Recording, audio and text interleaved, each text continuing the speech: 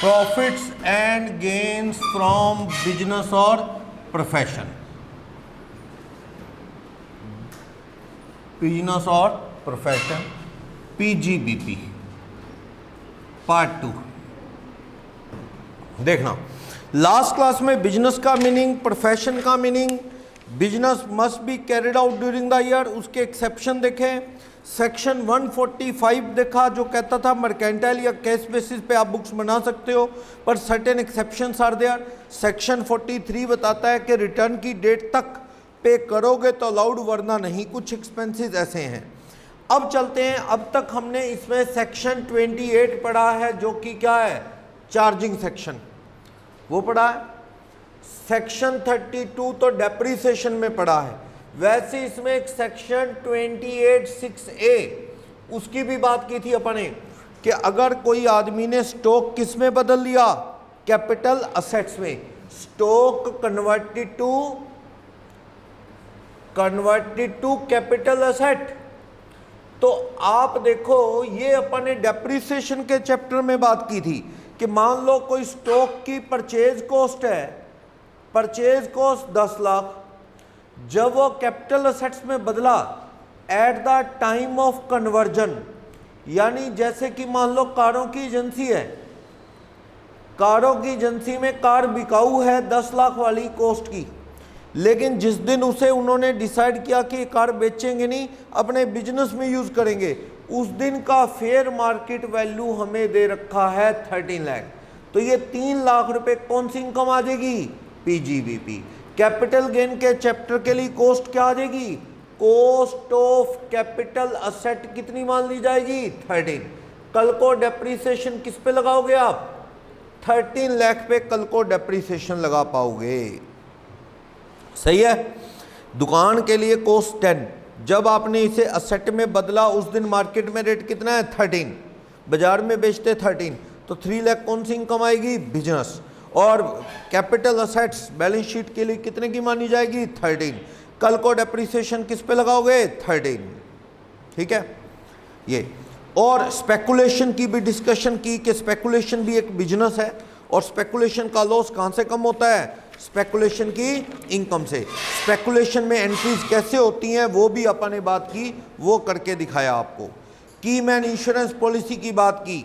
Last speculation के बाद ये पॉइंट था, ये वाला कैपिटल असेट्स में बदल दिया स्टॉक, तो वो मैंने बता दिया आपको किस तरह से बिजनेस इनकम आती है। ओके, नेक्स्ट हमने सेक्शन 145 पढ़ा जो कहता है आप कैश बेसिस पे या मर्केंटाइल बेसिस पे बुक्स बना सकते हैं, लेकिन साथ में आपको 10 ICDS है जो इनकम टैक्स डिपार्टमेंट ने इशू किए हैं।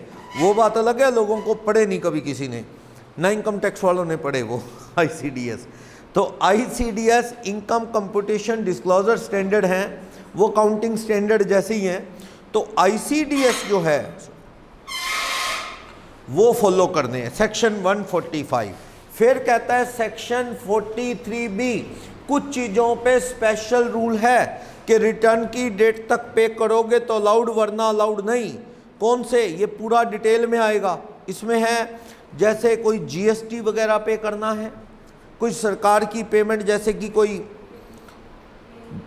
कोई अपना इंटरेस्ट पे करना है, रेलवे का किराया पे करना है, एम्प्लॉइज़ का बोनस, कमीशन, लीव सैलरी पे करना है, या RPF का कंट्रीब्यूशन एम्प्लॉयर का। रिटर्न साल बीत गया नहीं दिया, कोई बात नहीं, आउटस्टैंडिंग है, रिटर्न भरने की लास्ट डेट तक तो दे दो। अगर रिटर्न भरने की लास्ट डेट तक भी नहीं दिया तो ये अलाउड नहीं होगा, क्या हो जाएगा, डिसअलाउड। प्रॉफिट में क्या हो जाएगा, एड बैक। कल को कब अलाउड होगा, in the year in which it is actually paid, जब आप इसे पे करोगे तब अलाउ होगा। Okay, 43B। अब मुझे बात करनी है 145B की। क्या कहता है, पेज नंबर 4 कह रहा है कि इनहांस कंपनसेशन का जो इंटरेस्ट है ना, इंटरेस्ट ऑन एनहांस कंपनसेशन, ये एनहांस कंपनसेशन क्या है, इंटरेस्ट ऑन एनहांस कंपनसेशन, बढ़ा हुआ कंपनसेशन का जो इंटरेस्ट है ये taxable under other sources in the year of actual receipt, actual रसीद। कई बार मान लो कोई प्रॉपर्टी एक्वायर कर ली सरकार ने, कोई प्रॉपर्टी सरकार ने एक्वायर कर ली, उसका कंपनसेशन मिला, आप उससे सेटिस्फाई नहीं हैं, कोमल नाम की लड़की को लिंक भेजना, कोमल अंजलि की सिस्टर को, तो वो कह रहा है कि ये क्या होता है, मान लो आप सेटिस्फाई नहीं हो कंपनसेशन से, तो आप कहते हो जी पैसे और दो, सरकार कहती क्यों, इतने ही है, आप कोर्ट में केस लड़ते हो और केस जीत जाते हो, सरकार को और पैसा देना आ जाता है, आप कहते हो इस पे इंटरेस्ट भी दो, अगर कोई इंटरेस्ट वगैरह मिलता है वो भी क्या है आपके लिए, टैक्सेबल। किस साल टैक्सेबल होगा, in the year of actual receipt, जब मिलेंगे उस साल टैक्सेबल होगा, जिस साल मिलेंगे उस साल टैक्सेबल होगा। बोलोगे डाउट, ये जी मान लो मैं कहता हूं एक आदमी को 2005, 2006, 2007 interest of preceding year on enhance compensation कई सालों का मिला, 2018, 19, 20 ऐसे करके कई सालों का, 2020-21 ये 19-20 कह लो, 20-21 वाले साल में कई सालों का मिला, मान लो ये कई सालों का है, लाख, 2 लाख, 3 लाख, 4 लाख, 5 लाख, 16 लाख, ये किस साल टैक्सेबल है, टैक्सेबल इन ईयर 2021, जिस साल मिला, बस जिस साल मिला उस साल टैक्सेबल होगा। Clear, in the year of actual receipt it will be the taxable, ये उस साल टैक्सेबल होगा। क्लियर, जिस साल पैसा मिलेगा उस साल टैक्सेबल होगा। ये ना देखो पास्ट के सालों का, पास्ट में जाके टैक्स लगाना चाहिए ना, आज लगेगा जिस साल मिलेगा, होता है ऐसे, सरकार केस चलते रहते हैं, आपको पैसा मिला, जीत के केस, पिछले सालों का एनहांस कंपनसेशन, एनहांस मीन्स बढ़ा हुआ कंपनसेशन।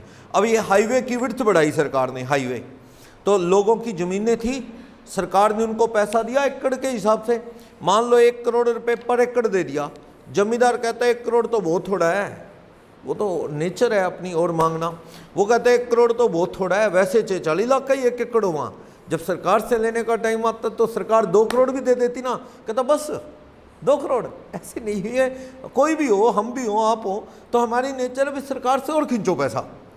इधर लोकल सिटी में हुड्डा ने सेक्टर 1920 बना रखा है बढ़िया, उसके बाद सेक्टर 21 काटना था, वो बेकार गंदगी के ढेर लगे पड़े आगे, वो ग्लोबल स्पेस के पास गंदगी के ढेर हैं, उस तरफ जाके लेफ्ट देखना भी मुश्किल हो जाता है, इतने गंदगी के ढेर हैं वहाँ। सरकार ने वो हुड्डा का वो सेक्टर 21 काटना था, वो जमीन एक्वायर कर ली किसानों की, 1 करोड़ रुपए पर एकड़ सरकार देने को तैयार है, उस जमीन के तैयार थी, 1 करोड़ रुपए पर एकड़, गंदगी के ढेर, ना खेती होती ना कुछ। हुड्डा ने कहा, Hooda authority, Haryana urban development authority के एक्वायर करके सेक्टर काट देते हैं, बढ़िया कॉलोनी बना देंगे, प्लॉट बेचेंगे, बढ़िया, तुम्हें क्या 15 साल तक तो 1 एकड़ का इतने रुपए हर साल मिलेगा, तुम्हें उसमें वेल्थ बढ़िया, एक बढ़िया लोकेशन पे आपको जिस जमींदार की ज़मीन एक्वायर हुई है उनको प्लॉट फ्री दिया जाएगा, घर बना के बैठना, ठीक, प्लस 1 करोड़ रुपए पर एकड़ ले लो, बहुत अच्छा ऑप्शन था। जमींदारों की वही विरोध, वही पैसे कम है, उन्होंने अपोज कर दिया। सरकार दुखी होगी कि पीछे वाले जो एक्वायर किए थे उनके केस आज तक चल रहे हैं, जमींदारों ने डाले हुए हैं, तो एक और केस तैयारी हो रही है, उन्होंने वो डी नोटिफाई कर दिया, अभी संभालो अपनी ज़मीनें, और जो जिन जिनको थोड़े थोड़े दिए थे कहता लो वापस, ब्याज के साथ पैसे दे दो वापस और ज़मीनें संभाल लो। हालत क्या होगी, वहाँ ज़मीन 40 लाख रुपए एकड़ में भी नहीं बिक रही। मेरे तो एक आधे दोस्त की है वहाँ पे, वो गालियाँ निकाल रहा था, कहता लोगों ने अपोज कर दिया, 1 करोड़ रुपए मिल रहा था और 40 में नहीं बिक रही है वहाँ पे, हाल ये है। तो ये होता है, ह्यूमन नेचर है कि बंदा कहता और दो ऐसे। तो चलो, ये बढ़ा हुआ कंपनसेशन, कल को कोर्ट में जीत गए तो आपको पैसा तो मिला, प्लस साथ में क्या मिला, इंटरेस्ट। जो पैसा मिलेगा बढ़ा हुआ वो तो कैपिटल गेन के चैप्टर में देखूंगा ना जी, जमीन बेच के गेन कितना आया, पहले आया 1 करोड़, उस पर टैक्स भर दिया आपने, गेन आया, फिर और आया वो भी गेन है, उस पर फिर लगेगा टैक्स। कैपिटल गेन का चैप्टर बताएगा, उसमें एक सेक्शन आएगा 45(5) कैपिटल गेन के चैप्टर में 45(5), ये एनहांस कंपनसेशन या कंपनसेशन पे टैक्स का, ये तो कैपिटल गेन के चैप्टर में बता पाऊंगा मैं आपको। लेकिन जो बढ़े हुए पैसे पे इंटरेस्ट मिलता है वो किस चैप्टर की इनकम है? Other sources. लेकिन वो टैक्स किस साल लगेगा? जिस साल पैसा मिलेगा उस साल ये सारा का सारा अमाउंट क्या होगा? टैक्सेबल। चलो नेक्स्ट क्या है? नेक्स्ट कहता है कि कई बार कोई अपन ने कॉन्ट्रैक्ट लिया, मान लो मैं बिल्डर हूं, मुझे सामने सरकार ने कॉन्ट्रैक्ट दे दिया फ्लाईओवर बनाने का। सरकार ने मुझे टारगेट दे दिया, भैया तुमने ये बिल्ड करना है फ्लाईओवर, डेट दे दी कि ये बिल्ड करना है आपको सपोज 30 जून 21 तक बिल्ड कर दो, इनाम ले लो 10 लाख रुपए। और हमारा पास्ट एक्सपीरियंस कहता है जी हमने तो डेडलाइन कभी बीट होने ही नहीं दी, पहले ही बना देते हैं, इसलिए इनाम पक्का 10 लाख। इनकम मानना ठीक है क्या? नहीं, काम तो कर लो पहले। कई बार ओवर कॉन्फिडेंस नुकसान करवा देता है, तो आपको ये इनकम में नहीं गिनना चाहिए till the completion of project या को till the realisation of amount, क्योंकि जब तक पैसे ना आ जाएं इन चीज़ों को इनकम गिनना गलत है। क्लियर? कि मालिक इनाम देंगे, सरकार इनाम देगी, रिवॉर्ड देगी, आ जाए तब मान लेना इनकम। कई बार एस्केलेशन क्लॉज होता है, आप पोस्ट अकाउंट में पढ़ते हैं ना, एस्केलेशन क्लॉज। क्या भाई? थोड़ा बहुत नक्शे से अलग काम करवाने पे या रेट बाजार में कम ज़्यादा होने से आपका और पैसे लेने का राइट इस्टेब्लिश हो रहा है, पर वेट करो, जब तक और पैसे आ ना जाएं तब तक इनकम आना नहीं जा सकता, आने की वेट करनी होगी। नेक्स्ट थर्ड कहता है सब्सिडी मिली, गवर्नमेंट से ग्रांट मिली। क्या कहता है कि कोई इनकम रिलेटिंग टू सब्सिडी और ग्रांट और cash incentive etcetera from government उस साल जिस साल मिलेगी उस साल इनकम मानना। क्लियर? जैसे मान लो सरकार कह रही है, जैसे सेक्शन 28, तूने बहुत बढ़िया एक्सपोर्ट किया है, तुझे एक्सपोर्ट करने पे क्या देंगे हम? रिवॉर्ड। तो बहुत बढ़िया आदमी है, तू तो एक्सपोर्ट करता है, तो भैया वेट करो, जब पैसा जेब में आएगा रिवॉर्ड का तब इनकम मानना। मान लो 5 साल हो गए आपको प्रोजेक्ट लगाए हुए, सरकार ने कहा हर साल का 2 लाख के हिसाब से 10 लाख रुपए ले लिए इंसेंटिव, तो जिस साल मिलेगा ना 10 लाख उस साल की इनकम में जुड़ेगा। ये मत देखो किस सालों का है, तो बड़ा हुआ कंपनसेशन, एनहांस कंपनसेशन, उसका इंटरेस्ट जितने मर्जी पुराने सालों का हो, जिस साल मिलता है उस साल टैक्सेबल होता है। कोई एस्केलेशन क्लोज है, रिवॉर्ड है कॉन्ट्रैक्टर को, जब मिलेंगे उस साल की इनकम माना जाए। ऐसी कोई सरकार से सब्सिडी ग्रांट मिलनी है, जब मिलेगी तब इनकम में गिनेंगे। क्लियर? नेक्स्ट इसके बाद तो केस लो, नाम याद रखना जरूरी नहीं है। Commissioner of income tax versus UP state industrial development corporation, supreme court SC, supreme court का केस है, जिसमें अंडर राइटर वाली सिचुएशन बताई थी ना, कि अंडर राइटर कहता जी मुझे तो मजबूरी में शेयर लेने पड़ गए, तो मुझे जो कमीशन मिला वो शेयर की कॉस्ट में से काट देता हूँ, जब शेयर महंगे बिके तब आ जाएगा, टैक्स भर दूंगा गेन, कम बिके लॉस।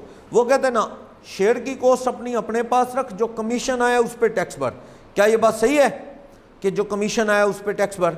ये बात सही नहीं है, जो ये चीज़ कह रहे हैं वो गलत कह रहे हैं। क्लियर? ऐसा नहीं होना चाहिए जो वो कह रहे हैं। ठीक, तो अपने को देखना पड़ेगा कि भाई कमीशन किस में से काट के दिखाना चाहिए? शेयर की कॉस्ट में से। पढ़ा था ना ये कि कल लास्ट क्लास में 10 लाख के शेयर मिले, लाख रुपए का कमीशन, बंदा कहता है कॉस्ट ऑफ शेयर कितनी मान लो सर? नेट 9 लाख। कल को बिकेंगे महंगे तो गेन आ जाएगा, 9 लाख से ऊपर बिके तब ले लेना टैक्स। सही कह रहा है कोर्ट ने भी कहा, सही कह रहा है, क्योंकि 1 लाख इनकम गिनना सही ठीक नहीं, इसका तो लॉस सामने दिख रहा है, शेयर लेने पड़े मजबूरी में। चलो फिर इस चैप्टर में करना क्या है? जो तो ट्रेडिंग P&L बना रखा होगा बिजनेसमैन ने, उसका तो गलत प्रॉफिट उठा के क्या कर लूंगा मैं? ठीक, मान लो एक ट्रेडिंग P&L बना हुआ है, ट्रेडिंग एंड P&L, कंपनी का तो सीधा ही P&L होता है, प्रोप्राइटर पार्टनरशिप ट्रेडिंग भी नाम देती है। नेट प्रॉफिट बना हुआ है, मैं इस चैप्टर में क्या करूंगा? नेट प्रॉफिट उठाऊंगा, उसमें ऐड लेस करके किस पे आ जाऊंगा? PGBP की सही अमाउंट पे आ जाऊंगा।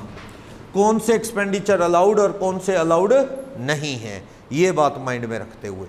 लेकिन अगर किसी प्रोफेशनल का क्वेश्चन आ गया, प्रोफेशनल लोगों का क्या बना होता है? या तो आपको रिसीट एंड पेमेंट अकाउंट देगा, कैश अकाउंट होता है ये एक तरह से, या फिर क्या देगा? Income and expenditure account. इन दोनों में से कुछ भी दे तो ज़्यादातर बढ़िया तरीका ये है, प्रोफेशनल इनकम छांट लो कौन कौन सी हैं, लेस जो बिजनेस प्रोफेशन के खर्चे हैं वो लेस कर दो, क्या आ जाएगा, पीजीबीपी। बस समझे। जो प्रोफेशनल है, मान लो मैं आपको अपना रिसीट एंड पेमेंट दे दूं, अपना रिसीट एंड पेमेंट, तो आप गलत प्रॉफिट को उठा के ठीक कर लोगे, है ही कहाँ गलत प्रॉफिट। रिसीट एंड पेमेंट में प्रॉफिट होता है क्या? रिसीट एंड पेमेंट में क्या होता है, जो कैश आया रिसीट और जो कैश गया वो पेमेंट, तो वहाँ तो प्रॉफिट होता ही नहीं ठीक करूँ। वहाँ तो आपको रिसीट में छांटना है कौन सी मेरे प्रोफेशनल इनकम है। जैसे मैं कहूँ मेरे को फीस आई क्लाइंट से, स्टूडेंट से, या मुझे बैंक ऑडिट के पैसे आए, ये मेरी कौन सी इनकम है, प्रोफेशनल। ऑडिट की, टैक्स ऑडिट, तरह तरह की ऑडिट, वो सब कौन सी इनकम है, प्रोफेशनल। लेकिन मुझे बिल्डिंग का रेंट आया कोई, वो प्रोफेशनल इनकम है नहीं, वो मेरी कौन से चैप्टर की इनकम है, हाउस प्रॉपर्टी।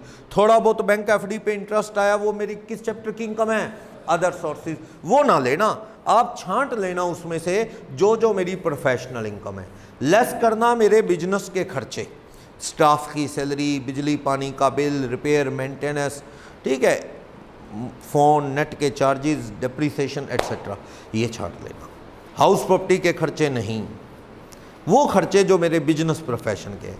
लेकिन अगर मैं आपको अपना इनकम एंड एक्सपेंडिचर दे दूं कि लो मेरा इनकम एंड एक्सपेंडिचर है, फिर आपके दो तरीके होंगे, या तो जो सरप्लस आया हुआ है प्रॉफिट उसको ठीक कर लो जैसे बिजनेसमैन में करते हो, जो बिजनेस का खर्चा नहीं ऐड बैक ऐसे, या फिर उसमें भी आप कौन सी थ्योरी लगा लो, ये इनकम साइड में से छांट लो कि मेरी बिजनेस प्रोफेशन की इनकम कौन सी है। मेरे इनकम एंड एक्सपेंडिचर में तो रेंट भी लिखा हुआ है, इंटरेस्ट ऑन एफडी भी लिखा हुआ है ना, आप छांट लो मेरी बिजनेस प्रोफेशन की, अपने मैं जिस चीज़ का सीए का काम करता हूं तो उस प्रोफेशन की इनकम लेस उस प्रोफेशन के खर्चे, क्या आ जाएगी मेरी बिजनेस प्रोफेशन की इनकम, पीजीबीपी। सही है, हो जाएगा। और दुकानदार में तो आपको ट्रेडिंग पी&एल देगा, गलत प्रॉफिट उठा के आपको ये पूरा चैप्टर पढ़ना है, क्या बिजनेस में खर्चे अलाउड हैं और क्या अलाउड नहीं, उसके बेस पे क्या आ जाएगा, ये पीजीबीपी की इनकम आ जाएगी। बोलो कोई भी डाउट, कोई प्रॉब्लम, हो जाएगा, ठीक है। तो इस तरह से आप यहाँ पे 145A या 145B पढ़ सकते हैं। कैसे मेथड है प्रॉफिट सही करने का वो मैंने आइडिया दे दिया, क्वेश्चन करके दिखा दूंगा। पर नीचे कह रहा है सेक्शन 43B बड़ा काम का है, कुछ खर्चे रिटर्न की डेट तक पे करोगे तो अलाउड, पे नहीं करोगे तो अलाउड भी नहीं होंगे। वो थ्योरी आपको फॉलो करनी पड़ेगी। देखना क्या नेक्स्ट कहता है, computation of income from business और प्रोफेशन। सेक्शन 29 कहता है कि बिजनेस प्रोफेशन की इनकम अगर आपको निकालनी है तो सारे रूल सेक्शन 30 से लेके सेक्शन 43D वो सारे अलाउड डिसअलाउड के रूल लगा दो, सारे अलाउड डिसअलाउड। इसमें 30 से लेके 36 तक एक है, सेक्शन 30 से 36, और एक सेक्शन 37(1) भी इसी में आता है। 37(1) अलाउड डिसअलाउड की बात करेगा, क्या क्या अलाउड है, कौन कौन से खर्चे डिसअलाउड हैं, अलाउड एक्सपेंसेस, डिसअलाउड एक्सपेंसेस। ये सेक्शन भी एक लिस्ट देंगे कि बिजनेस में कौन कौन से खर्चे लिखे जा सकते हैं। चलो ये आगे के सेक्शन है, अभी पढ़ेंगे। तो सेक्शन 29 ये कहता है कि सेक्शन 30 से शुरू हो जाओ, 43D तक के सारे रूल पढ़ो, then after you will be able to compute correct business professional income, solve कर पाओगे। तो 29 ने तो यही कह के छोड़ दिया बस, लेकिन अब वो सेक्शन पढ़ेंगे अपन डिटेल में जो ये बात कर रहा है। फिलहाल कुछ नोट दे रहा है कि losses expressly allowed, page number 5, losses expressly allowed. Losses expressly allowed का मतलब ऐसे लॉस जो P&L में डेबिट कर सकते हो, इनकम टैक्स अलाउ करता है, income tax department allow certain losses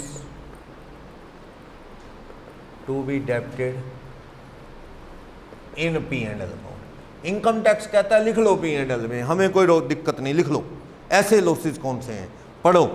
loss by fire या loss by theft, first point है ना, आग लग जाए, चोरी हो जाए दुकान में, ये नुकसान क्या पी एंड एल में आएगा? आएगा, कोई दिक्कत नहीं है, पी एंड एल में आएगा।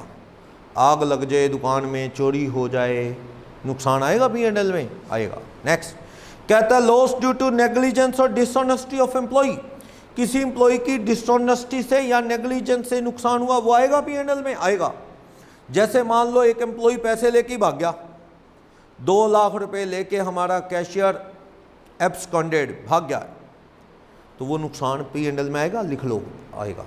या हमारे एम्प्लॉय के हाथ से लेके भाग गया कोई, बैंक से पैसे निकलवा के निकला था और बैग उस बाइक में रख, उसमें एक्टिवा वगैरह में रख रहा था, तो लेके भाग गया।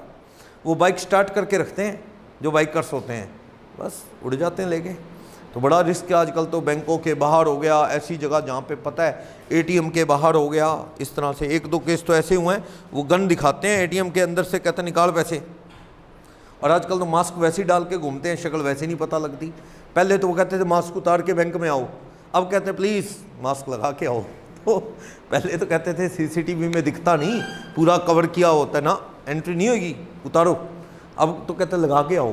तो अब तो वो चोर उचक्के जो हैं उनको तो वैसे ही क्या ना जी पूरा खतरा, हम तो पूरा ही कवर करके आएंगे।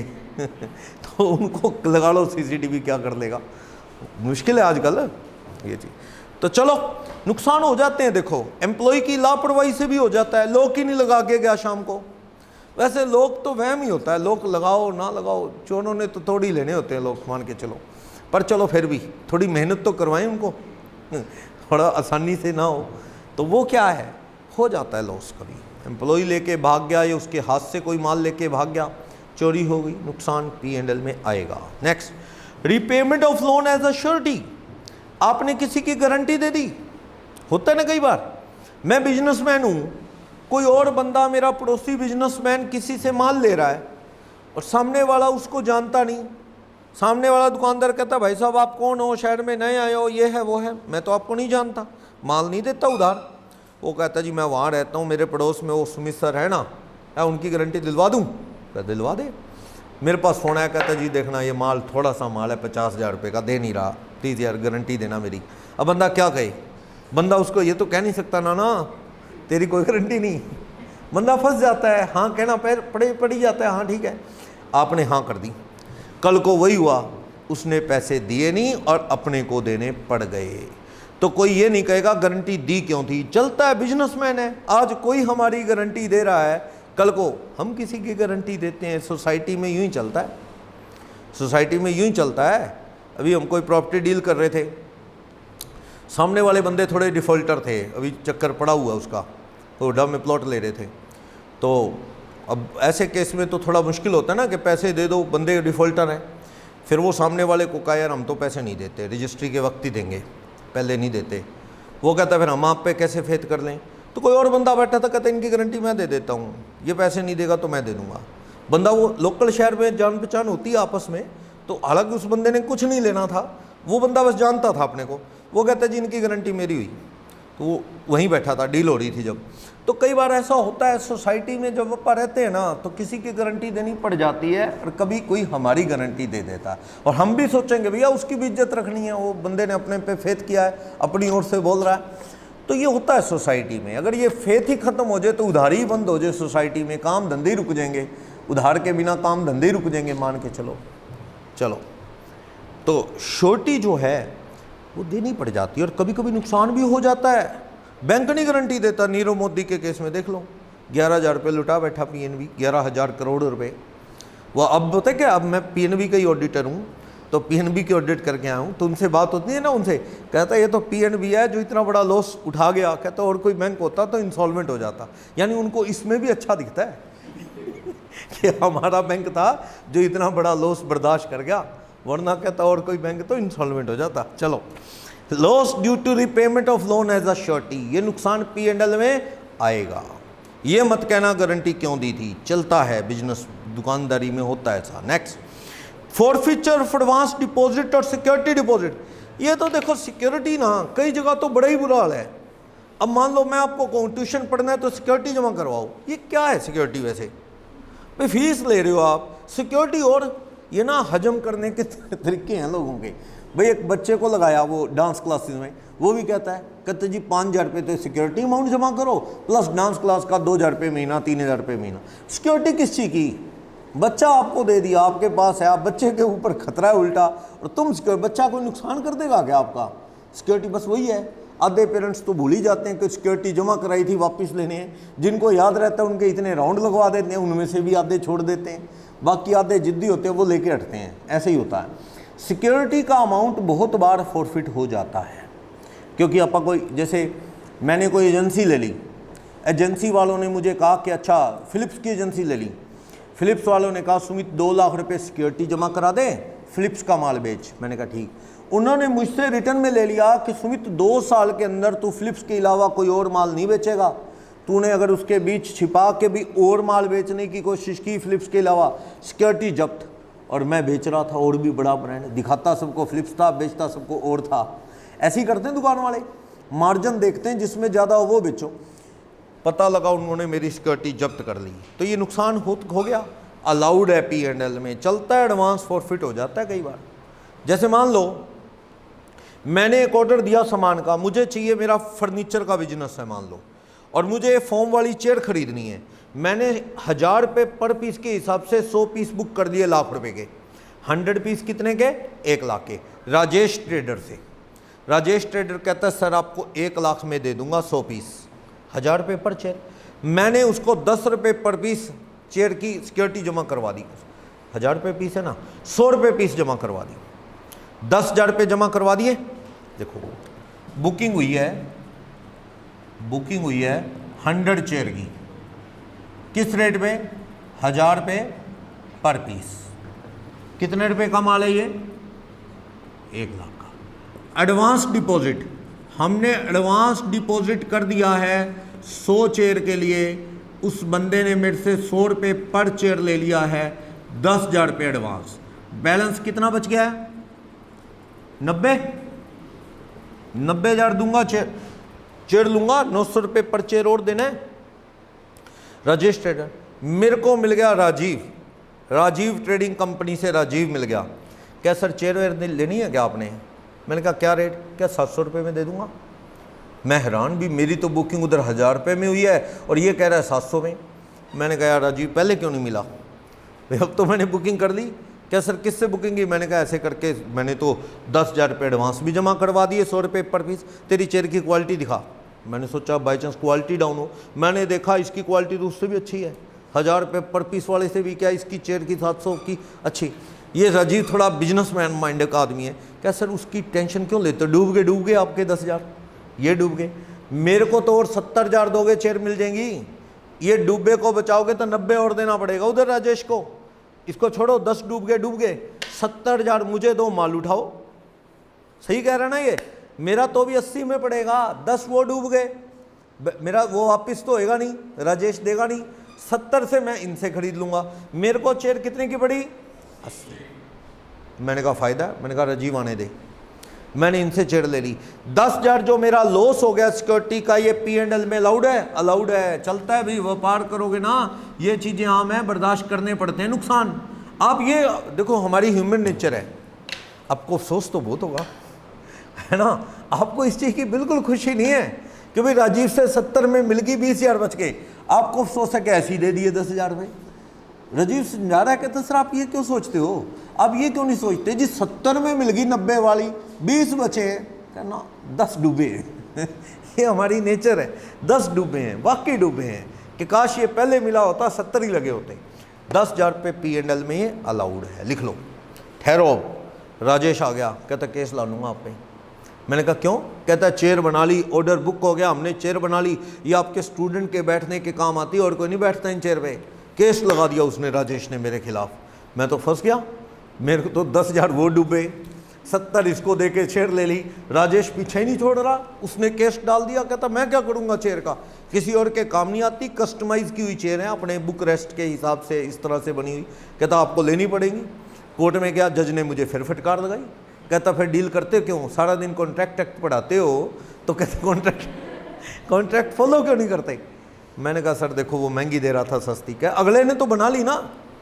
कहते ये तो शुक्र करो चेयर है। मान लो किसी की शादी के कार्ड होते या कोई इनॉग्रेशन के कार्ड होते या कोई और कार्ड होते, कोई जागरण के कार्ड होते, वो तो काम ही नहीं आने थे। ये तो चेयर बेचारा राजेश किसी और को बेच लेगा, चेयर का तो कुछ और बात है। मैंने कहा जैसा फिर? कहता ले 15,000 और दे, राजेश का नुकसान हुआ है कंपनसेशन दे। बड़ा क्या करें, जज तो जज है, कह दिया तो देने पड़ेंगे।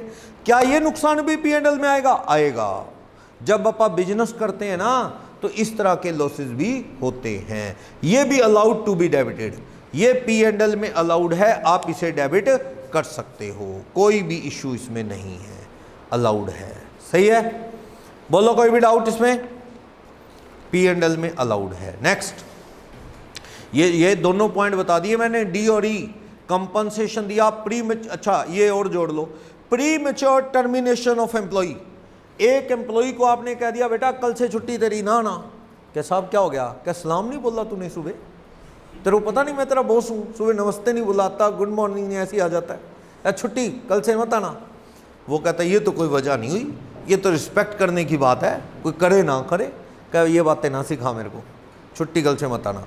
उस लेबर को निकाल दिया और उसने केस डाल दिया लेबर कोर्ट में कि मैं कहाँ जाऊँ, आपने तो खड़े पैर जवाब दे दिया, कोरोना चल रहा है, ऐसे में तो कोई रखता ही नहीं, ऐसे में तो लेबर घटती जा रही है, रखता कौन है? लोगों के सिर पे तलवार लटक रही है, कब दुकान बंद हो जाए। राजस्थान में तो शाम 6 बजे से दुकानें बंद कर दी। अब ये फास्ट फूड वाले कहाँ जाएंगे? कहते जी हमारा तो काम ही रात 7-8 बजे के बाद शुरू होता है। आप जाते हो बर्गर खाने 5 बजे 4 बजे? 7-8 बजे ही जाते हो गए। डिनर करने जाते हो 5 बजे डिनर करने जाता है कोई? 9-10 बजे ही जाता होगा। मैरिज फंक्शन भी रात को 10 बजे ही होते हैं। तो वो तो कहते हैं जी 6 बजे कर्फ्यू। अब बोलो वो बंदों का क्या होगा? कल एक रात को 11 बजे ढोल डगाड़े बजा रहे थे लोग, डांस कर रहे थे CM के कॉलेज रोड पे कर्फ्यू लगा हुआ था। हम लोग किसी के घर से आए थे, है तो गलत हम भी थे कि कर्फ्यू में आ रहे हैं, तो वहाँ जो वो डांस डूंस कर रहे थे, 1-2 जान वाले भी थे। हम निकल रहे थे बाइक पे थे, तो रुक गया। मैंने कहा क्यों यार कर्फ्यू में ऐसे? अभी अब पुलिस आ जाए, तंग हुई। कहता क्यों, शादी पहले फिक्स थी, कर्फ्यू बाद में रखा है। ये शादी फिक्स है हमारी भैया, पहले बताते तो हम उसी हिसाब से कर लेते हैं, प्रोग्राम सारा सेट है तो हम तो करेंगे। तो चल तो रहा है, कागजों में कर्फ्यू है, बाकी चल तो रहा ही है सारा कुछ। बाकी जिस दिन वो पकड़ लें चलान काट देते हैं, तो ये बात है, चलान तो कट ही सकता है, ये सिस्टम।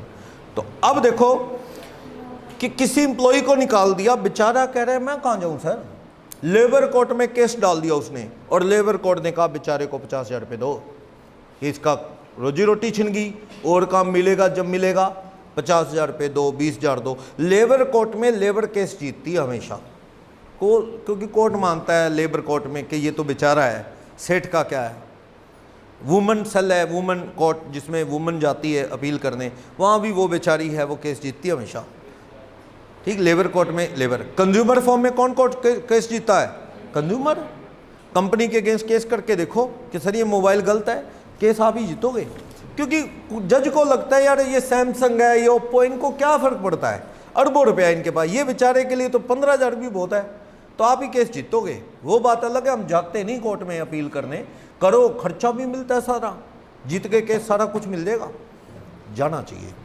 ठीक है, चलो एक बार आप चले गए ना इस तरह के फॉर्म में, फिर तो बस आपका बढ़िया हो जाएगा, सिस्टम बन जाएगा भी हाँ भी बढ़िया है, यहाँ तो सही सुनवाई होती है।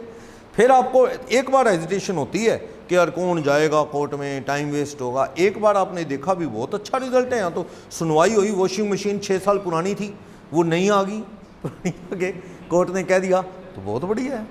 पर हम जाते नहीं अक्सर। चलो, कई बार आपके पैसे डूब गए, कंपनसेशन देना पड़ा, वो तो एम्प्लॉय को वो भी अलाउड है, चलता है बिजनेस में, किसी एम्प्लॉय को हटा दिया तो वो अलाउड है P&L में, कोई दिक्कत नहीं। और सुनो, आपके पैसे किसी के पास जमा थे, किसी बैंक के पास, जैसे कि पीछे से सुना था ना यस बैंक का, यस बैंक में अचानक ही आ गया नोटिस, पैसे नहीं निकलेंगे, लोग तो घबराए फिरे बड़ा, पर बाद में चलो हो गया एडजस्टमेंट। तो कभी आपके पैसे पड़े हैं दुकान के कहीं, किसी बैंक में, किसी और जगह, किसी कंपनी में, पैसा डूब गया, क्योंकि वो लोग क्या हो गए, इंसॉल्वेंट। अब तो हालत ये है, बैंकों पे फेथ खत्म है लोगों का, अब तो बैंक में भी लोग वो आता है ना स्टैंप लिखा के 5 लाख से ऊपर किसी की कोई गारंटी नहीं, डूब गया ना आपके अकाउंट में 8 लाख है, बैंक फेल हो गया, तो आरबीआई भी कहता है भैया 5 लाख से ऊपर की कोई जिम्मेवारी नहीं, इसलिए आप एक बैंक में ज़्यादा पैसे रखो ना, कल को वो डूब गया तो बड़ी दिक्कत हो सकती है, अलग अलग बैंकों में रखो ये चीज़ें। तो ये नुकसान हो जाए तो P&L में आएगा, आएगा। दुकान का सामान उधार खरीदा, सुनो, मशीन उधार खरीदी डॉलर में, डॉलर महंगा हो गया, किस में जुड़ेगा? मशीन में। विद एग्जांपल न्यूमेरिकल कर चुके हम। मशीन उधार खरीदी डॉलर में, डॉलर महंगा होने का लॉस किस में ऐड होगा? मशीन में। सस्ता होने का फायदा मशीन में कम। लेकिन मैं कह रहा हूं मशीन नहीं उधार खरीदी, दुकान का सामान उधार खरीदा, क्रेडिटर। आपने purchase account debit to foreign creditor या वेंडर कह लो, उनसे माल खरीदा है 70 लाख रुपए का, 1 लाख डॉलर का, 1 लाख डॉलर। उस वक्त 1 डॉलर कितने का चल रहा था? 70 रुपए का, 70 लाख, 70 लाख रुपए।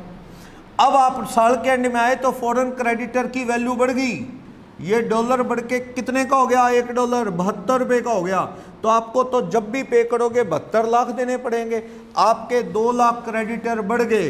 ये नुकसान मशीन में नहीं डालना।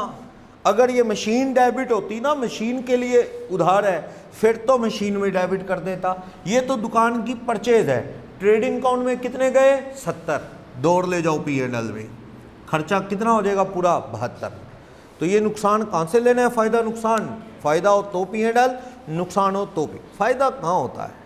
डॉलर और स्ट्रॉन्ग हो रहा है, मान के चलो डॉलर कहाँ सस्ता हो रहा है? बहुत कम चांस है।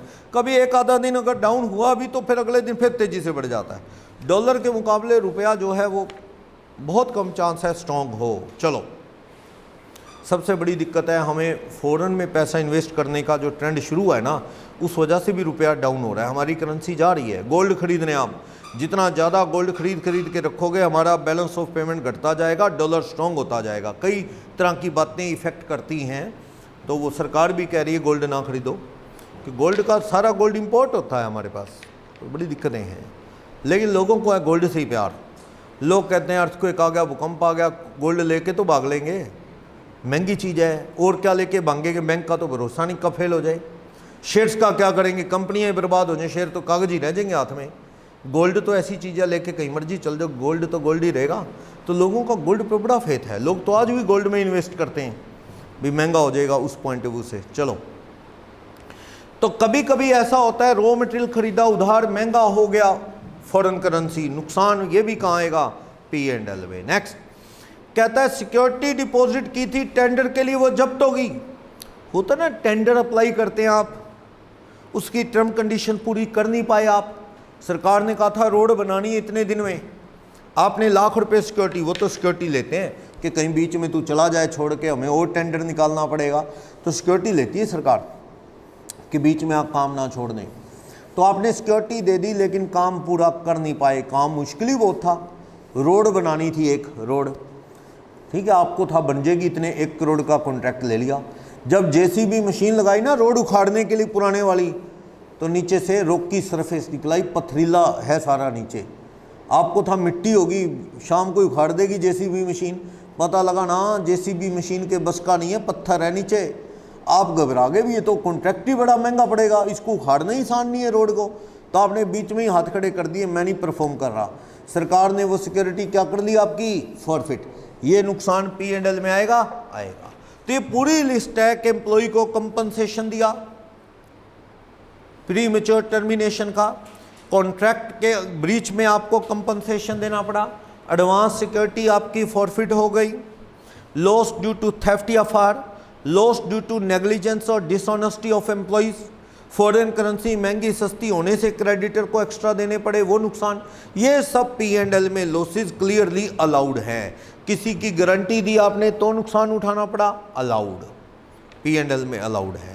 कौन से अलाउड नहीं है? लॉसेस नॉट अलाउड, इसी पेज पे, पेज नंबर 5 पे, losses not allowed to be debited, allowed to be debited in P&L, debited in P&L। Loss जो P&L में अलाउड टू बी डेबिटेड नहीं है। क्या? जैसे कैपिटल असेट्स का लॉस, ये तो किस चैप्टर में आएगा? कैपिटल गेन में ना। जिस चीज का बिजनेस है, मेरा बिजनेस है फर्नीचर का, फर्नीचर को आग लग गई तो ये मेरा बिजनेस का लॉस है। मान लो मेरी गाड़ी को आग लग गई तो वो मेरा कैपिटल गेन के चैप्टर में पढ़ना लॉस, मतलब वहां क्या होगा वहां देखेंगे।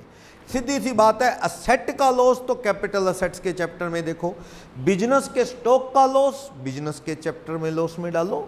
ओके, फर्नीचर का बिजनेस है, फर्नीचर बेचने का फायदा बिजनेस में आएगा, कार बेचने का, बिल्डिंग बेचने का फायदा कैपिटल गेन में आएगा। Next, loss on sale of securities. अगर मैं शेयर ट्रेडिंग करता हूं तो शेयर डिवेंचर क्या है मेरे पास? स्टॉक। फिर तो बेचने का फायदा नुकसान किस चैप्टर की इनकम है? बिजनेस। लेकिन अगर मैं शेयर ट्रेडर नहीं हूं, जैसे कि हूं भी नहीं, मैंने कुछ शेयर खरीदे, थोड़े दिन बाद महंगे बेच दिए, मेरी किस चैप्टर की इनकम है? Capital gain. कई बार होता है, कई स्टूडेंट शेयर मार्केट में ट्रेड करते हैं, वैसे ही मिलते जुलते कहते हैं सर इस कंपनी में लगाने लगा दो, बहुत सही रेट मिल रहे हैं, महंगे होंगे। तो अपन ने सोचा कह रहा है तो अच्छा ही कह रहा होगा, चलो लगा दो, और बाय चांस वो महंगे हो भी गए, अपन ने एक आधी ट्रांजैक्शन की, बेच के पैसा आ गया, फायदा, वो कैपिटल गेन है। लेकिन अगर अपन बार बार सेल परचेज करने लगे ना, बार बार, चाहे अपना इरादा नहीं है ट्रेडिंग करने का, ट्रेडर ही माने जाओगे।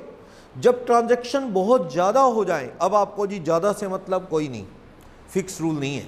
अब कभी कभार आपने एक आधी बार शेयर खरीदे एज अ इन्वेस्टर, आपने 2 प्लॉट खरीद लिए प्रॉपर्टी, तो वो एज अ इन्वेस्टमेंट है आपकी। लेकिन पता लगा 2 खरीदे बेचे, 2 खरीदे बेचे, 2 खरीदे बेचे, यही करना शुरू कर दिया आपने, तो यू आर बिजनेसमैन। आप क्या हो? प्रॉपर्टी डीलर की तरह हो। प्लॉट आपके लिए कौन सा है? बिजनेस की स्टॉक है, बिजनेस की इनकम आएगी, फिर बेचिए। नेक्स्ट, यानी शेयर ट्रेडिंग करोगे तो शेयर खरीद बेच सिक्योरिटी का फायदा नुकसान पीजीबीपी है, अदरवाइज ये क्या है? कैपिटल गेन की प्रॉब्लम है। नेक्स्ट, एडवांस फॉरफिट हो गया आपका। राजीव ने एक प्लॉट लेना था, 2 लाख रुपए एडवांस दे दिया, 18 लाख अभी देने थे, 20 लाख का प्लॉट था। बाद में इसे किसी ने कहा यार ना ले यार, प्लॉट बढ़िया नहीं है, इस एरिया में रेट गिरने वाले हैं। जैसे मान लो मंडी एरिया में ले लिया इसने प्लॉट, किसी ने बताया मंडी एरिया में ना ले भाई, मंडी तो यहाँ से जाने वाली है और ये प्लॉट काम के रहेंगे नहीं। कहता अच्छा फिर कहाँ लूँ? उसने बताया वहाँ ले। फिर इसने सोचा 2 लाख डूब जाए, 18 लाख और क्यों फंसाऊँ, जाते हैं तो जाने दो। इसके 2 लाख रुपए एडवांस क्या हो गया? फॉरफिट। ये बिजनेस की डील थी क्या इसकी? अगर ये बिजनेस के स्टॉक के अगेंस्ट जमा करवाए होते और डूब गए तो वो नुकसान अलाउड है, मैंने अभी बताया। लेकिन ये तो कौन सी डील है इसकी? कैपिटल असेट की। स्टॉक नहीं है इसके लिए दुकान का, ये तो क्या है? Capital assets. तो ये लॉस P&L में अलाउड नहीं होगा, एडवांस फॉरफिट वाला। नेक्स्ट, लॉ वायलेट करोगे। देखो कानूनी तौर पे जो गलत काम है वो गलत है, जो भी काम गलत है। मान लो कोई आदमी किसी को कह रहा है भांग सप्लाई करेंगे, भांग हैम बोलते ना, हैम भांग हमारे यहाँ चलती है, शिवरात्रि पे भी वो पीते नहीं लोग भांग। वही हाँ, ये बॉलीवुड वाले, मैंने भी नहीं पिया कभी, मैं तो सुना है। शिवरात्रि पे वो करते नहीं लोग, दूध वगैरह वो लस्सी वगैरह बना के, या ये बॉलीवुड वाले भी खूब खाते हैं। अभी आ रहा था टीवी में थोड़े दिन पहले, यहाँ से शुरू करते हैं भांग से, उसके बाद धीरे धीरे बढ़ते हैं आगे। तो ये जो भांग है ये बैंड है, ठीक है। अगर कोई लोकल लेवल पे थोड़ा बहुत यूज़ कर ले तो क्या तो एक्शन लोगे आप, वैसे बैन है ये। मनीला, फिलीपींस सुना होगा, फिलीपींस गरीब सा देश है, पड़ोसी है अपने, थोड़ा आगे है। वहाँ फिलीपींस में मनीला उसकी कैपिटल है, वहाँ भी फेमस है वहाँ की मांग। तो चलो ये बेच रहे हो आप, ये कौन सा काम है? इलीगल। पकड़े गए, फाइन लग गया, पेनल्टी लगी, वकील की फीस, कुछ भी अलाउड नहीं। लेकिन 5 लाख कमा लिए बेच के, इनकम टैक्स कहता आजा इस पे टैक्स है, कमाए उस पे टैक्स है, जो खर्चे लगे वो भूल जा। क्योंकि इनकम टैक्स कहता है तू कौन सा खुद ही ईमानदारी से बता रहा था, ये तो तू पकड़ा गया तो पता लगा है। 5 लाख इनकम तेरी, उस पे टैक्स। इलीगल काम की इनकम पे तो टैक्स है, इलीगल खर्चे अलाउड नहीं। Even illegal expenses are not allowed out of illegal income also. Illegal खर्चा इलीगल इनकम से भी अलाउड नहीं। क्लियर? अलाउड नहीं है। सैनिटाइजर बना रहा था कोई आदमी, ब्रांड लगा के बढ़िया, लोगों ने बड़े बनाए। कोरोना में घर में डिटोल बना रहे थे लोग डिटोल, लाइफ बॉय, मतलब उन दिनों में कौन टेस्ट कौन करता, उन दिनों में ऐसी हालत में बस जो मिला ठीक है, पानी बेच दिया लोगों ने सैनिटाइजर के नाम से। ऐसे ही हुआ, बहुत डुप्लीकेट बिका माल बाजारों में, सैनिटाइजर तो मिले ही नहीं। तो चलो डुप्लीकेट माल बेच रहे थे, पकड़े गए, 20 लाख रुपए कमाया, उस पे टैक्स, और जो पुलिस की पेनल्टी लगी, वकील की फीस लगी, इलीगल रिश्वत भी देनी पड़ी किसी को, सब बेकार है, वो अलाउड नहीं। लीगल काम में से लीगल एक्सपेंसेस कम होते हैं, इलीगल में से ना लीगल ना इलीगल कुछ भी नहीं कम होता। इलीगल तो इनकम पे टैक्स ही देना पड़ता है सीधा, बस। वैसे बताता कौन है, ये तो पकड़े पकड़े जाते हैं तभी पता लगता है, उस पर फिर डिपार्टमेंट क्या लगाता है, अपना टैक्स। ओके, तो बता रहा है कि कुछ खर्चे जो इलीगल है वो अलाउड नहीं है। जैसे मान लो लीगल माल जा रहा था आपका, सुनना, लीगल ट्रक जा रहा है हरियाणा से पंजाब होते हुए, नहीं हरियाणा से दिल्ली होते हुए एमपी जाना है भोपाल माल, लेकिन अब चल रहा है नाइट कर्फ्यू, अलाउड नहीं। लेकिन आपने ड्राइवर साहब को कहा भैया घबराना नहीं, जो हाथ दे वही पैसे दो, बस बांटते जाओ, कोई बात नहीं, देख ले कितने लगते हैं। और वो जगह जगह पैसे देते गए और वो ट्रक 6,000 रुपये में भोपाल पहुंच गया। 6,000 रुपये लगे, जगह जगह देने पड़े, जहाँ 4 बंदे इकट्ठे थे वहाँ 1,000 रुपये दे दिया, कोई 800 रुपये दे दिया, जहाँ एक आदमी ने हाथ दिया उसको 100-200 में निपटा लिया, भोपाल पहुँच गए। तो वो 6,000 रुपये किस चीज़ का दिया आपने, रिश्वत का। वो लीगल फीस है, पर्ची कटी है कोई ना, इलीगल, वो अलाउड नहीं, अलाउड नहीं। ये बेचारे कोरोना में बिहार वाले यहाँ बड़ी बड़ी गाड़ियाँ इनोवा में गए थे, इनोवा वालों ने परमिशन दिलवाने के और छिप छिपा के ले जाने के 15-20 हज़ार रुपये लिए थे। तो बेचारे घर पहुँचे थे, घर पहुँचे, घर में खाने को कुछ नहीं था, फिर वो वहाँ से फिर इधर भाग आए, अब फिर इधर वही हालत हो रही है, अब फिर वापस जाएंगे। तो कितना परेशान है आदमी, महाराष्ट्र से भाग रहे हैं ना वापस, वो कहते हैं फिर लॉकडाउन लगा देंगे, अब फिर भाग रहे हैं, घर जाएंगे वहाँ फिर खाने को कुछ नहीं, क्या फिर जाओ वापस, बड़ी दिक्कत है, लोग करें क्या। तो छिप छिपा के जाते हैं, बैन है वैसे तो, अलाउड ही नहीं यूँ गाड़ियाँ भर भर के जाना, लेकिन जाते हैं लोग। पैदल भी गए थे बेचारे बड़े लोग उन दिनों में, कहते नहीं मिलती कोई व्हीकल तो पैदल चलो, सारी सारी रात पैदल चलते थे। चलो, तो इलीगल कोई भी खर्चा अलाउड नहीं है, इवन इलीगल इनकम से भी अलाउड नहीं। स्मगलिंग करता है, पकड़ा गया, 10 लाख कमाया स्मगलिंग से, कहते जी बॉर्डर पे रेंजर को दिए थे, प्लस ये लगा वो लगा, वकील का कुछ नहीं, 10 लाख जो कमाए उस पे टैक्स। इलीगल एक्सपेंसेस अलाउड नहीं। नीचे कह रहा है ना लीगल वर्सेस इलीगल, होगी बात। नेक्स्ट इंपॉर्टेंट केस, कुछ एक केसेस हैं कि बिजनेस होते हुए भी बिजनेस हेड में इनकम नहीं आएगी, although it must be covered under business, but then also income is not considered under the head PGBP. PGBP में कवर नहीं की जाती, even it is seems to be business income। कौन सी, business होते ही, not a business income, not a business income. मान लो मेरे 2-3 घर हैं, मैं किराए पे दे रहा हूं, रेंट ऑफ प्रॉपर्टीज, 2-3 घर हैं मैंने किराए पे देना और किराया लेता हूं, तो ये कौन से चैप्टर की इनकम है, वो बात अलग है। एक्सेप्शन, एक्सेप्शन होटल जैसे कि मॉल के अंदर शॉप्स का रेंट आ रहा है, या एक कंपनी है, कंपनी के मेमोरेंडम में लिखा है ऑब्जेक्ट क्या, लेटिंग आउट, कंपनी के ऑब्जेक्ट में लिखा है लेटिंग आउट ऑफ प्रेमाइजेस, दुकानें किराए पे देना हमारा काम है, तो के तब इनकी इनकम रेंट की कौन सी इनकम होगी, पीजीबीपी, तब इनकी रेंटल इनकम पीजीबीपी होगी। जनरली जैसे मैं मान लो 2 दुकानें किराए पे दे दूं, एक घर किराए पे दे दूं, अच्छी खासी इनकम आ रही है मुझे, मेरी पीजीबीपी नहीं, मेरी क्या होगी, हाउस प्रॉपर्टी। लेकिन कंपनी के ऑब्जेक्ट क्लोज में ही लिखा है मेमोरेंडम में कि company will carry out letting out of the property, it's the main object of company, तो फिर ठीक है, फिर वो कौन सी इनकम है, पीजीबी। बड़े बड़े मॉल बना के कंपनियां दुकानें किराए पे देती हैं, तो वो किराए कहाँ जाते हैं, बिजनेस। होटल को जो रेंट आता है वो भी क्या है, बिजनेस। क्लियर, ये चीज है। लेकिन हाँ 2-3 दुकानें घर किराए पे दिया तो ये बिजनेस नहीं है। नेक्स्ट डिविडेंड, शेयर की इनकम डिविडेंड किस चैप्टर में टैक्सेबल है, डिविडेंड ऑन शेयर्स, ये अदर सोर्सेज में, अदर सोर्सेज में टैक्सेबल है। Even you are trader of security, अगर आपका शेयर बेचने का काम है तो भी डिविडेंड की इनकम किस चैप्टर में आएगी, अदर सोर्सेज। गलत है ना, सेक्शन 28 में क्या बोला था मैंने कि अगर आपका काम शेयर सिक्योरिटीज का है तो इंटरेस्ट ऑन सिक्योरिटीज किस चैप्टर में आएगा? बिजनेस। डिवेंचर का इंटरेस्ट कहाँ आएगा? बिजनेस। अगर आपका काम ही शेयर डिवेंचर खरीद बेच का है, लेकिन शेयर की इनकम तब भी कहाँ जाएगी? Other sources. बंदे का काम ही शेयर ट्रेडिंग है, तब भी शेयर उसके पास एज अ स्टॉक है, तब भी डिविडेंड किस चैप्टर में जाना है? अदर सोर्सेज के अंदर। क्लियर? सही है। उसके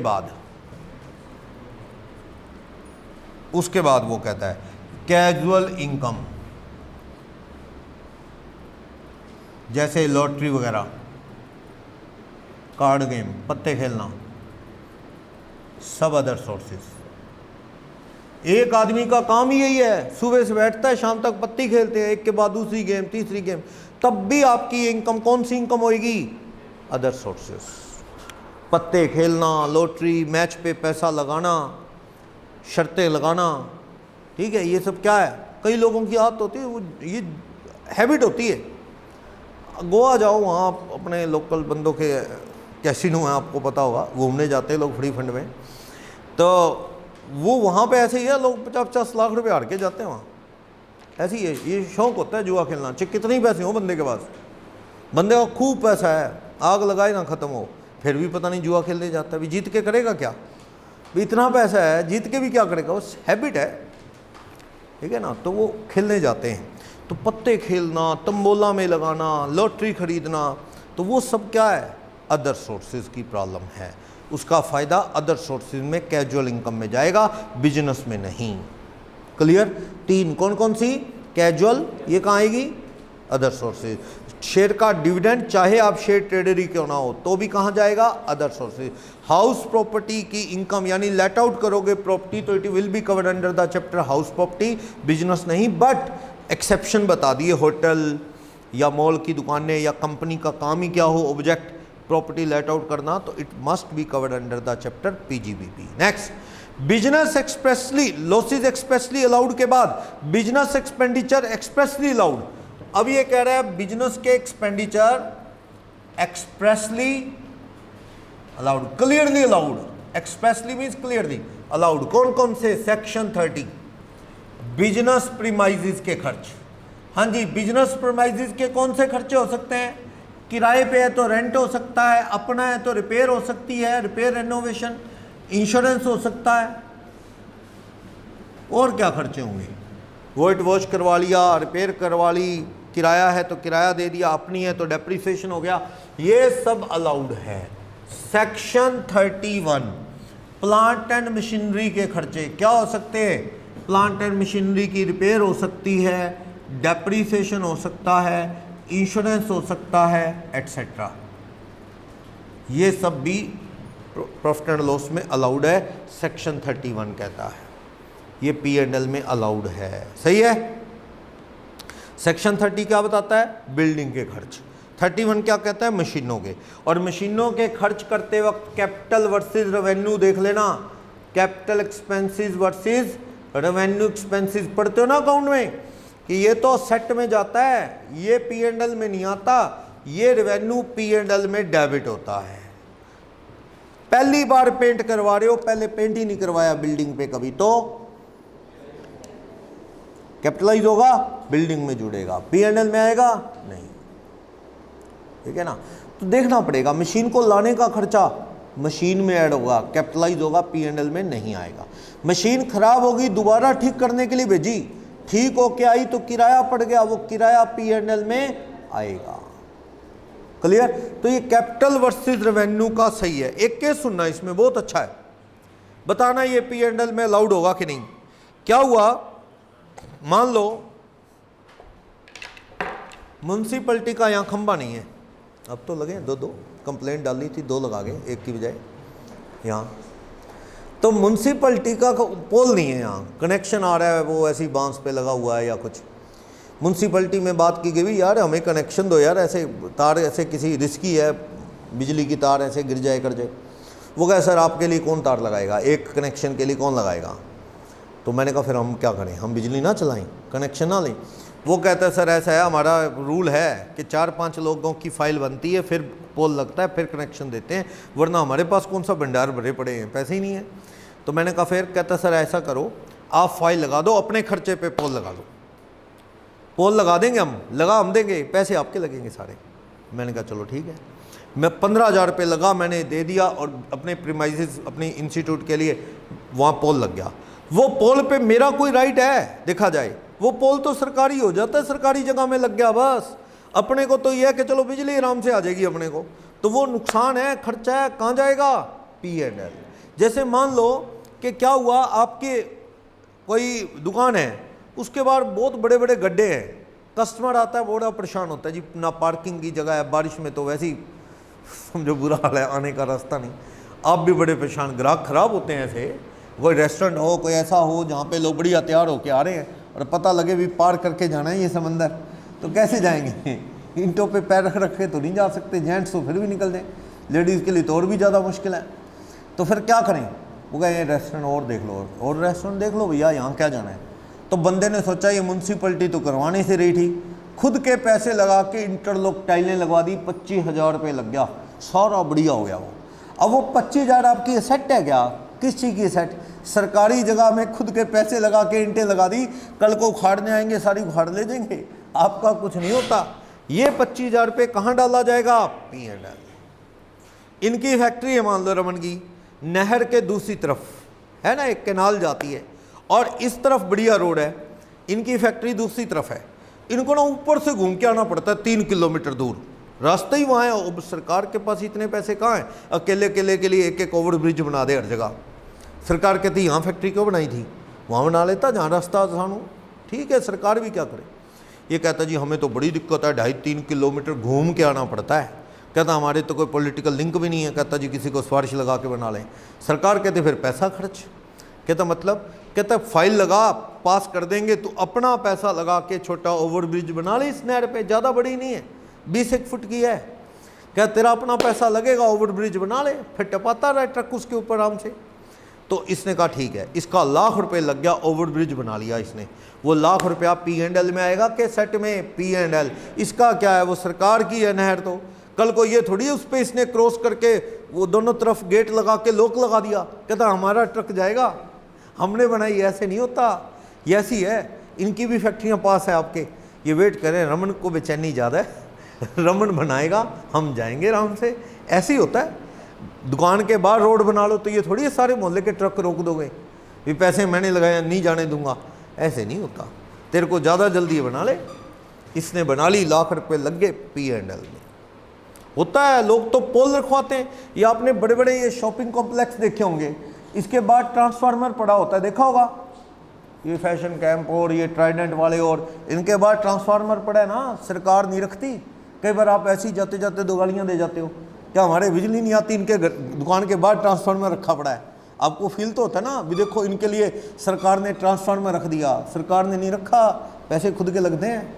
ट्रांसफार्मर भी खुद का लो, फाइल लगाओ, चार्जेस दो, सारा पैसा अपना लगता है, और कल को ट्रांसफार्मर भी सरकार ही उतारेगी वो थोड़ा ऐसे ही सिस्टम है सरकार का। तो वो नुकसान समझो, कहाँ डाल दो नुकसान? P&L में। चलो नेक्स्ट, इसमें 30-31 में यही कह रहा है, 1-2 एग्जाम्पल दे रहा है, अच्छे एग्जाम्पल। हमने पिछले चैप्टर डेप्रिसिएशन में देखा, जब तक कोई एसेट पुट टू यूज नहीं होती उसका इंटरेस्ट क्या होगा? कैपिटलाइज। क्वेश्चन नंबर 4 देखना थोड़ा इसमें। क्वेश्चन नंबर 4 क्या कह रहा है? Question number 4, Messrs India limited ने मशीन खरीदी 1 अप्रैल 20 को, कितने की? 10 करोड़ रुपए की मशीन खरीदी, by availing a loan of 80%। Okay, plant and machinery की कॉस्ट क्या है? 10 करोड़। लोन कितने का ले लिया? 80%, 8 करोड़। 80% का लोन ले लिया ना, 8 करोड़ का। चलो, कब खरीदी? 1 अप्रैल 20 को। और मशीन पुट टू यूज कब की? 1 जनवरी 21 में पुट टू यूज की है। तो ऐसा है, 1 जनवरी नहीं, 1 अप्रैल 20, 1 अप्रैल 20 को मशीन परचेज की आपने। पुट टू यूज कब की है ये मशीन? पुट टू यूज 1 जनवरी 21। कितने महीने लग गए बोलो? 9 मंथ्स।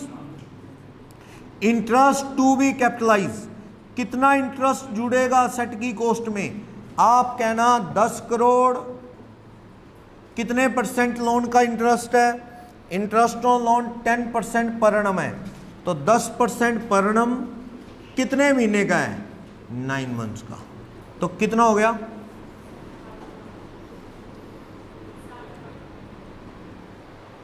नहीं, कितना होगा? नहीं, लोन अच्छा, लोन तो 8 करोड़ का है, मशीन चे 10 की है, लोन तो 8 करोड़ का है। 8 करोड़ का 10% 9 महीने पुट टू यूज तक के, up to put to use तक के 9 महीने हैं, अप्रैल से जनवरी तक के। कितना हो गया? 60 लाख रुपए क्या कर देंगे आप? कैपिटलाइज। बाकी इंटरेस्ट कहां जाएगा? P&L। जनवरी तक का इंटरेस्ट कैपिटलाइज होगा, up to put to use. सही है। नीचे कह रहा है 5th, कहता है आपका इंजन खराब हो गया जीप का और इंजन नया लगा दिया, अब करें क्या? आपको जी इंजन ही तो होता है, इंजन ही नया लग गया तो फिर करें भी क्या? अभी थोड़े दिन पहले कोई कह रहा था ये 2 व्हीलर एक्टिवा या किसी का इंजन नया डलवाया 12,000 रुपये का। वो कहता जी इतना ख़राब हो गया कि इसको ठीक करेंगे 5-6 हज़ार फिर लग जाएंगे, इंजन ही नया लगवा लो 12,000 रुपये का। तो वो नुकसान है और क्या है? पुराना इंजन खराब हो गया नया लगा दिया, सेट में जाएगा? ना, खराब है चीज़ बदल लो। कहाँ जाएगा? P&L में। ये बड़े स्केल की रिपेयर है, इसे लोग करंट रिपेयर भी कहते हैं, बड़ी रिपेयर है। आपने फ्लोर टाइल लगवाई, लगती टूट गई किसी वजह से, नहीं लगवाई, तो ये रिपेयर में ही आएगा, वैल्यू में थोड़ी एडिशन होगा, रिपेयर में आएगा। AC लगवाया नया, AC लगवाया, वैसे तो AC तो चलो गारंटी में आता है, 1 साल तो फुल गारंटी होती है, लेकिन मान लो कोई ऐसी चीज़ ली जिसकी गारंटी नहीं है, आती खराब होगी, कोई पार्ट नहीं लगवाई, तो वो P&L में। सही है। 6 कह रहा है मशीन इंपोर्ट की थी, डिफेक्टिव निकली या खराब होगी, दोबारा भेजी, ठीक होने खर्चा आया, तो ये खर्चा कहाँ जाएगा? P&L। तो सेक्शन 28 क्या था? Charging section. 29 बताता था अलाउड डिसअलाउड के रूल पढ़ लो तब आप प्रॉफिट निकाल पाएंगे। 30 to 36 या 43D तक, 37 अलाउड डिसअलाउड सब पढ़ेंगे। फिर उसने बोला सेक्शन 30 बिल्डिंग के प्रीमाइसेस के खर्च, 31 किसका था? मशीनों के खर्च, 32 किसका है? डेप्रिसिएशन का। नेक्स्ट पे आओ, ये 2 पॉइंट रीड ओनली लिख लो, 33AB और 33ABA, इन दोनों को रीड ओनली लिख लो आप।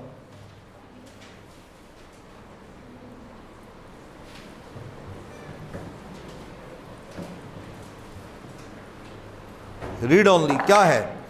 सेक्शन 33AB और सेक्शन 33ABA। तो पहले बात कर रहा हूं 33AB। आप टी, कॉफी या रबर मैन्युफैक्चर भी करते हैं एंड ग्रोइंग भी करते हैं, उगाते भी हैं और बनाते भी हैं। आपका काम है चाय, कॉफी, रबड़ उगाना या बनाना, इनमें से कोई भी चीज़, या तो चाय या कॉफ़ी या रबड़, या 2 चीज़ें आप उगाते हैं और बनाते हैं। आपका टोटल प्रॉफिट जो आया, टोटल प्रॉफिट, ग्रोइंग भी की है, मैन्युफैक्चरिंग भी की है, चाय की मान लो, टी की, आपका प्रॉफिट आ गया 100 लाख का। आपको कहते हैं एक सेक्शन है डिडक्शन दे देगा, डिडक्शन अंडर सेक्शन 33AB। ये सेक्शन कहता है कि तू अमाउंट डिपॉजिट करवा, amount deposited to respective board, ये टी बोर्ड में जमा करवा दे या नाबार्ड में जमा करा दे, NABARD, national bank for agriculture and rural development, national bank for agriculture and rural development, NABARD में, या टी बोर्ड, कॉफ़ी बोर्ड, रबड़ बोर्ड में जमा करा दे। जितने जमा कराएगा या तो वो, या फिर प्रॉफिट का, टोटल प्रॉफिट का 40%, विच एवर इज लेस, ये तेरे को माफ हो जाएगा। 6 महीने में जमा करवा दे साल खत्म होने के। मान लो इसने जमा करवाया 30 लाख, जमा करवाया 6 महीने के अंदर, या 100 लाख का मैक्सिमम 40%, कितना? 40 लाख। कितना माफ है? दोनों में से जो कम है कितना माफ हो जाएगा? 30 लाख। इसका टोटल प्रॉफिट कितना बच गया टैक्सेबल? लेकिन नहीं, अब इसे एग्रीकल्चर नॉन एग्रीकल्चर में बांटो, एग्रीकल्चर इनकम और नॉन एग्रीकल्चर इनकम। चाय में कितना एग्रीकल्चर होता है? रूल 7 और वो सब पढ़े थे ना, 7A, वो सब ए, रूल 8, तो 60% एग्रीकल्चर, 40% नॉन एग्रीकल्चर, यानी कि इसमें से 42 लाख खेती का और 40% 28 लाख क्या है? बिजनेस की इनकम है। यानी पहले आपको 33AB देनी पड़ती है, उसके बाद आपको डिसइंटीग्रेट करना है एग्रीकल्चर नॉन एग्रीकल्चर। आपके फायदे के लिए एक डिडक्शन चलाई गई। अगर आप चाय कॉफ़ी रबड़ उगाते और बनाते हैं, सरकार कहती है कि तू ऐसा कर, इसमें से 33AB की डिडक्शन ले सकता है, पर तुझे करना क्या होगा, टी कॉफ़ी रबड़ बोर्ड में से किसी में जमा कराओ पैसा, या फिर कहाँ जमा करवाओ, नाबार्ड में। कितने टाइम में, साल खत्म होने के 6 महीने में। जितने जमा कराएगा या तो वो, या फिर जो टोटल प्रॉफिट है उसका 40%, विच एवर इज लेस, ये माफ़ हो गया। जो बचा टैक्सेबल, उस टैक्सेबल सारा नहीं है, कुछ एग्रीकल्चर कुछ नॉन एग्रीकल्चर। और डरने की बात नहीं है, जमा पैसा आपका है, इसको निकाल के क्या करना है, जमा पैसे को मशीनों वशीनों में ही लगाना है, ताकि चाय कॉफ़ी का काम और बढ़े। सरकार निगरानी करती है कि 30 लाख को कहीं और यूज़ किया ना, पता लगता है 30 लाख रुपए वहाँ यूज़ किया जहाँ सरकार की रोक है, तो सरकार कहती है 30 लाख पे टैक्स कैसे दे, 60% एग्रीकल्चर 18 लाख। अगर ये माफ़ ना होता तो 30 लाख रुपए इनकम ज़्यादा आती।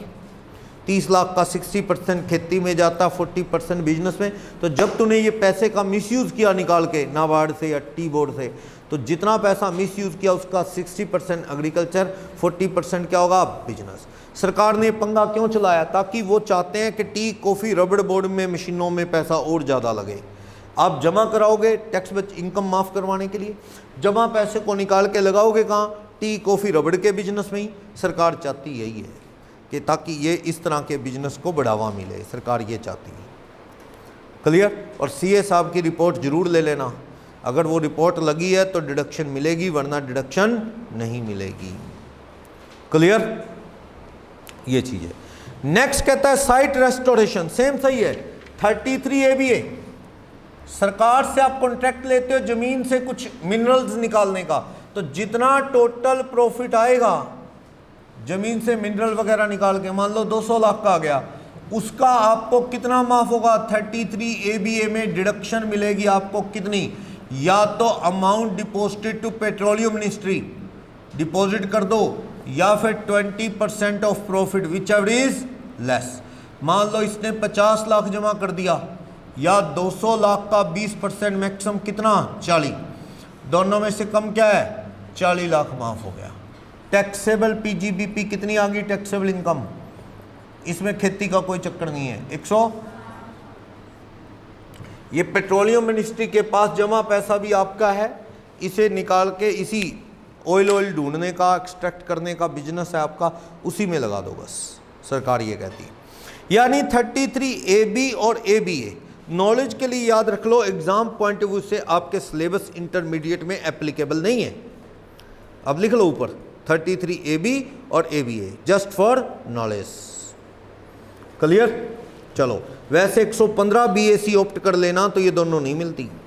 115 BAC वाले को 32(1)(2)A जो एडिशनल डेप्रिसिएशन है वो भी नहीं मिलती। ठीक है, चलो, तो ये बता रहा है क्या अलाउड होगा क्या अलाउड नहीं होगा। उसके बाद आएगा फिर साइंटिफिक रिसर्च का खर्चा। साइंटिफिक रिसर्च और 35AD कल देखेंगे, काफ़ी लेंथी है ये, और इसमें अमेंडमेंट भी है, लास्ट ईयर से कुछ थोड़ा सा इजी किया इसको, थोड़ा सा देखेंगे।